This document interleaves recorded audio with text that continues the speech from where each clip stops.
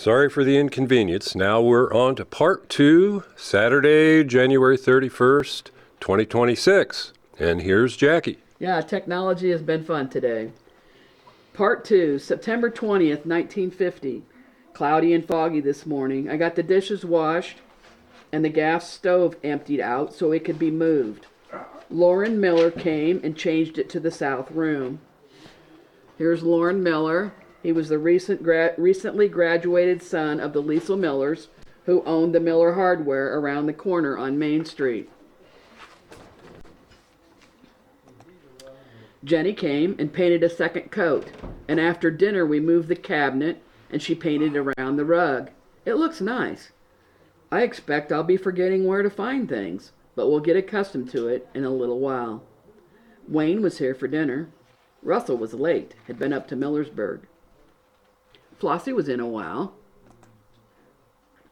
She had an accident with her car out near their home.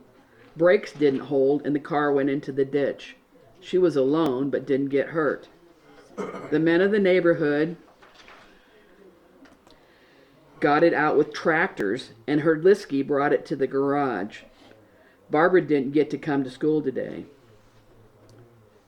Flossie West was the granddaughter of Lib's late cousin, Wallace Claypool. She lives out in the country north of town with her young daughter, Barbara West, at the home of her parents, Millard and Molly Claypool. Herdlisky, that Lib said brought Flossie's car to the garage, might have been Don Herdliska, the first husband of Jenny Grimm, who was Alan Grimm's stepmother. Mrs. Bolts was up a while. Hall's baby has pneumonia. At first they thought it was meningitis. Sent for the pastry section of the cookbook. Mr. Hedrick was here in the evening. We are to get some fish. Walleyes from him. He has been on a fishing trip in Minnesota. Russell has gone away for the evening. I am alone as usual. Mr. and Mrs. Forrest Plank and Virgil Hahn and Walter Hedrick went to Minnesota fishing according to the North English Record that week. Hello. The English Valleys History Center has been operating on Main Street in North English since 2006. The center operates a museum, monthly programming, a community coffee shop, and provides meeting spaces for groups and organizations. These include family and class reunions, celebrations, gatherings, and club meetings. What is it? The History Center offers all of its services by donations only. It does not have annual memberships like many other historical organizations and relies largely on private and community donations. It is a 501c3 nonprofit organization and donations are tax deductible. Your support of the History Center would help continue its operations and provide a valuable community asset. Please send donations to the English Valleys History Center, P.O. Box 70, North English, Iowa 52316. Dave Jackson sent me a message wanting me to look on Ancestry.com and find out how my family is related to the Hinkles at Hinkletown. You might remember that Dave Jackson is the one that wrote the book on Hinkletown. And the answer to his question is not very close, but we are indeed distantly related to Harmon Hinkle, who started Hinkletown. Genealogy is much easier to trace now than when it was when I first started doing genealogy as a teenager. In fact, I went to Fort Wayne, Indiana, to the Allen County Library to find a hardback book on the Hinkle family, and now it is all online. Anyhow, Lib Wade's mother was Anne Mariah Hinkle Claypool, and Hinkle was spelled with an E, not an I. By the way, my Grandma Geringer's dad, Benton Claypool, was Lib Wade's older brother. And here's a picture of Lib Wade's mom, Anne Mariah Hinkle, and her husband, Jonathan Claypool.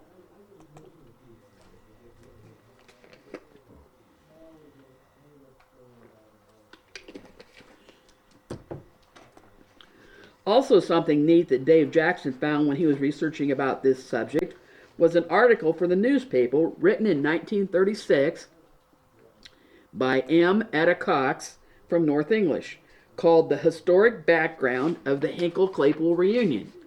And the story begins. Sunday, October 18th was a great gala day for the Hinkle and Claypool relatives who met at the Wayne Wade home to celebrate the birthdays of Mrs. Libby Claypool Wade, Minnie Smart Claypool, and Henry C. Hinkle of Garrison, Iowa. Henry C. Hinkle was 92 years of age in 1936, and here's a picture of him.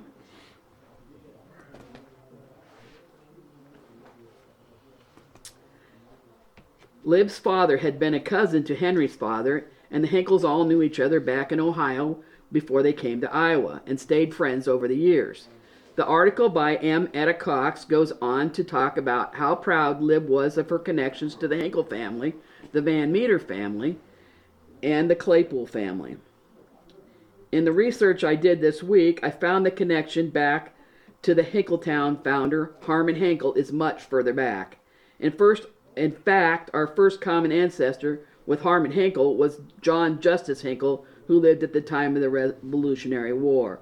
And here's a picture of Harmon Hinkle, who founded Hinkletown. And also interesting to me about that article by M. Etta Cox is that she is the ancestor of my friend Julie Cox Steinerson from Conroy.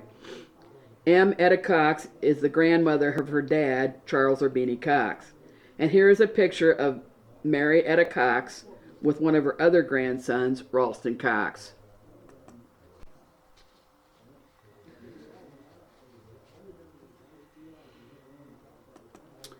This is a reminder that the next alumni luncheon group will meet at the Main Street Pub and Grub in North English in April. Please contact Linda Holden Carter or Alice Floring Stramer for reservations as the time approaches.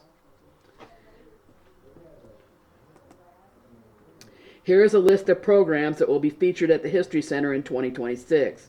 For more information, you could join the English Valley's History Center Facebook page or do a pause on this screen if you're watching on YouTube.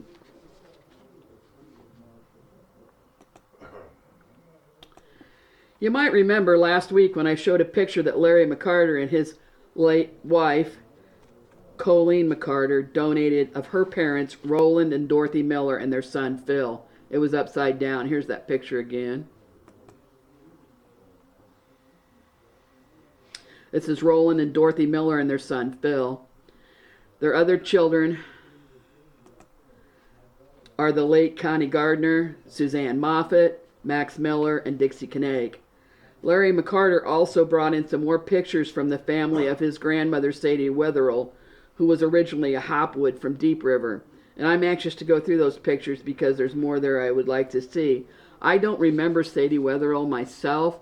She lived catty-cornered across from Helen Kirkpatrick's up at the corner of Clark Street and South Walnut. And she lived until the 1970s, so I'm anxious to get into these pictures. Alice Floring Stramer from Watkins sent this picture of her first communion at the Old St. Joseph's Catholic Church on the east side of North English in 1958 or 1959 when the priest was Father Dugan. The girls are from left to right: Alice Floring, Marilee Dillon, Julie Cox, Linda Jensen, and Debbie Van D. Marilee Dillon Reesner sent the picture to Alice. Last week I showed a picture of Marilyn Kirkpatrick, who was the daughter of the Homer Kirkpatricks, who married Vernon Geringer in 1950. Here is a better picture of her from the big 1950 class composite. And speaking of English Valley's big class composite pictures, Bonnie and Scott Romine are working on getting the big pictures ready to put in the new display case that is easy to flip through to view the pictures. Dan Stroman brought in the 1971 composite, and here it is.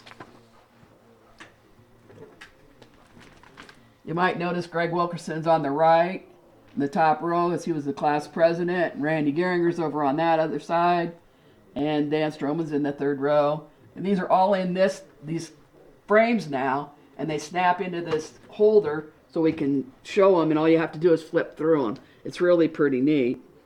We think the last year they made a composite was 1972, which Randy Bauer brought in last year. It's on the back side of this. We The composites we are still missing, counting backwards, are 1970, 1967, 1962, 1959, 1958, 1952, 1951, 1948, 1947, which Greg Wilkerson thinks maybe his sister might have, and 1942, and then lots of years between 1935 and 1904. I've heard that plans are being made to have another reunion at the English Valley's History Center during North English Fun Days this summer. And the date of the reunion will be July 25th, so make your plans to come to North English now and see us after the parade. We had a fantastic turnout last year and hope to see even more of you this year. Correspondence. Mark Claypool from Sigourney said, Jackie, today's broadcast brought a special meaning to me with a picture of Bob Cobb. My memory of Glenn and Bob coming to see us before he was shipped back to Vietnam, and it was just a few short weeks that the news of his death rocked everyone. You truly are the greatest historian of our beloved town. Well, I don't know about that. There are several others around here who are greater than me, but thank you for the compliment. And we will be doing a feature story on Bob Cobb later this summer. Pam Cavanaugh from Cedar Rapids said, her last name's Shield now, from Cedar Rapids said, great broadcast as always. And I heard from Vicki Holden Olson from Washington, Iowa. She said, another great show and fantastic pictures.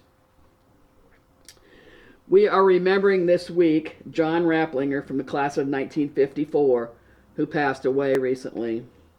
And here's this picture.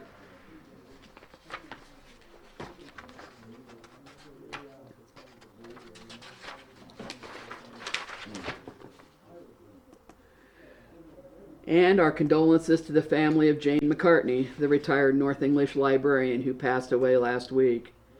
Here is a picture from the North English 150 yearbook with Norma Kolosik on the left and Jane McCartney on the right. We also remember this week Gary Groff, who was a longtime industrial arts teacher at Deep River Millersburg. There's Gary Groff.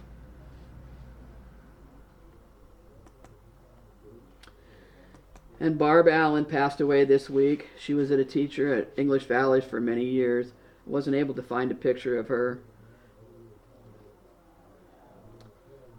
We also lost Marianne McKenna this week.